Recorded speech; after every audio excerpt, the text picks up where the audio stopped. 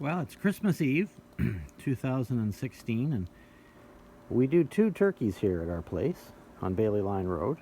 One we roast in the oven, and the other we deep fry. I thought you might like to see our deep fryer outfit. It's a little different than usual, though not a whole lot. That's a stainless steel brewing kettle. It's actually made and sold for making beer, but it does a terrific job for deep frying things too. There's a burner underneath. We bought that separately.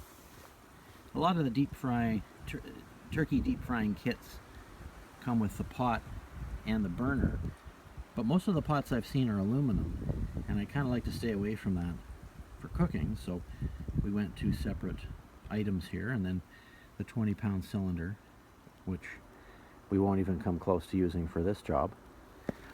Inside, got a couple of things to show you here.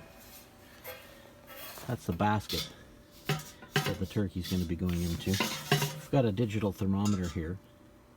We cook at about 350 degree oil temperature.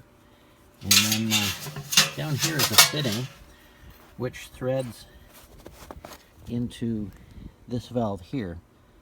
Like I said, this is a brewing kettle, so it's meant to, it has a valve so you can pull off things you're brewing, but it also works very well.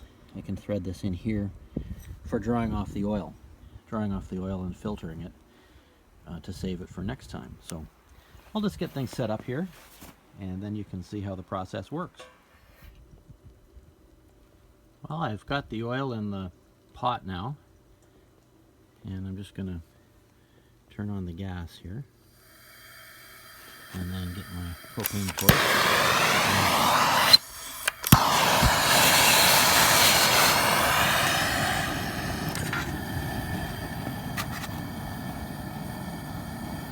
There, so now it's just a matter of, I'll put the lid on and we'll let that heat up. I'll check it in, half an hour or so. It should be warming nicely.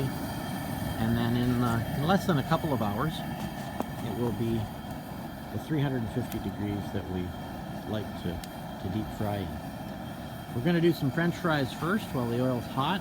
We've got some poutine lovers here in the house, and then we'll do the turkey. It takes about 45 minutes to do a full-size turkey.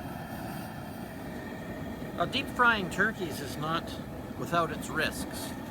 And one of the things you need to know is that the turkey has to be completely defrosted with no extra water on it, because the water really starts to boil when it gets into the hot oil. So this is a fresh turkey, and it's as dry as we can make it. So the oil is up to temperature now, but I'm not just going to plunge it right in. I'm going to put it in slowly, because as you'll see, there's some sizzling. Don't want to throw that whole bird in there at once.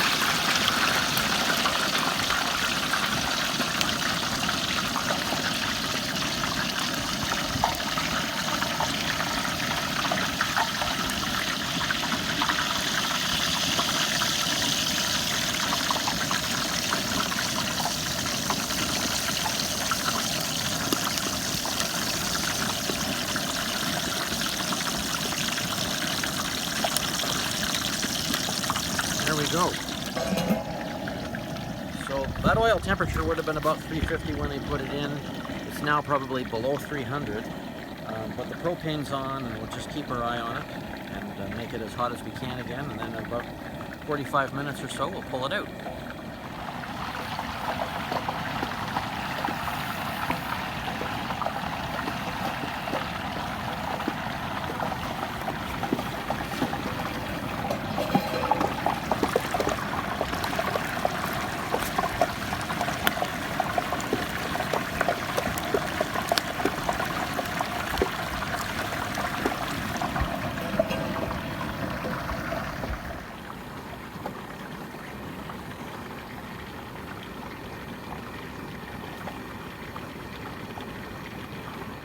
So the turkey's been in for about 45 or 50 minutes right now. I think it's fully cooked.